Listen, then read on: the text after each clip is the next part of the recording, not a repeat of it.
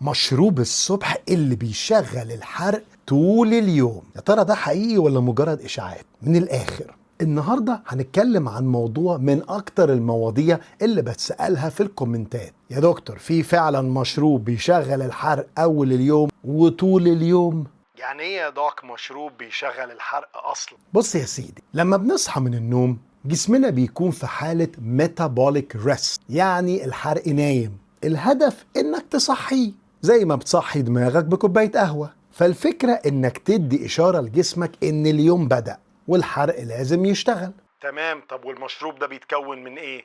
موضوع بسيط جدا، كوباية مية دافية، عصير ليمون، نص معلقة جنزبيل بودرة، بس كده. مش لازم حاجة لا غريبة ولا مكلفة. طب اشمعنى مية دافية بالذات؟ سؤال ممتاز. المية الدافية بتساعد على تحفيز حركة الجهاز الهضمي وتخلي الدم يوصل أسرع للكبد وكمان للمعدة. كمان بتدي راحة كده وإحساس حلو للهضم، وده في حد ذاته يخلي الجسم يبدأ يشتغل أسرع.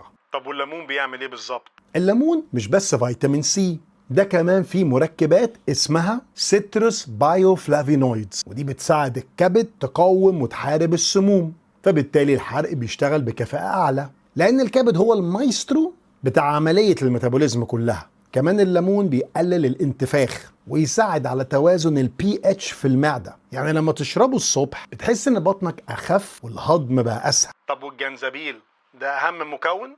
بالظبط كده. في المشروب ده الجنزبيل هو السحر. في مادة اسمها جينجيرولز، ودي بتزود الحرارة الداخلية في الجسم، حاجة اسمها ثيرموجينيك بروسيس، وده معناته ان جسمك بيحرق سعرات اكتر حتى وانت قاعد. وفي دراسات فعلا بتؤكد ان الجنزبيل ممكن يزود معدل الحرق من 10 ل 20% حتى لو فترة مؤقتة.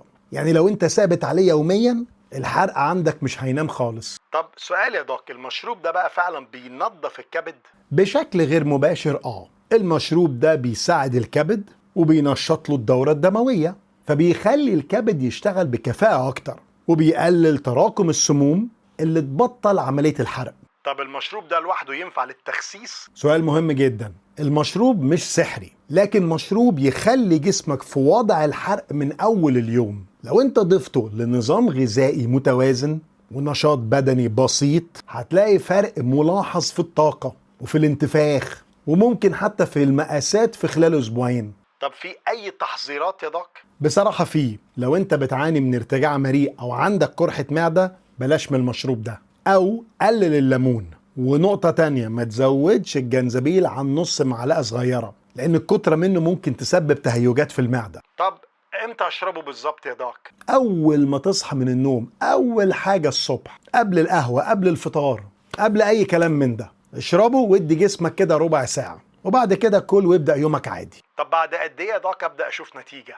لو شربته يوميا لمدة أسبوعين بس هتلاقي عندك طاقة طول اليوم، بطن أخف وانتفاخات أقل، وممكن كمان الوزن يبدأ ينزل تدريجيا كده ومن غير مجهود كبير. بس المهم الثبات. الجسم بيحتاج شوية وقت عشان يبرمج نفسه على النظام الجديد. الخلاصة يا جماعة، المشروب مش سحر لكن ذكاء غذائي. كوباية مية دافية، عصير ليمون، ونص معلقة جنزبيل بودرة، بداية قوية ليوم نشيط مليان حرق. جرب لمدة أسبوعين وارجع اكتب لي في الكومنتات حسيت بإيه. ولو استفدت من الفيديو ما تنساش تعمل له لايك، شير وسبسكرايب عشان غيرك يستفاد. وهو ده مشروب الصبح اللي بيشغل الحرق طول اليوم. من الآخر.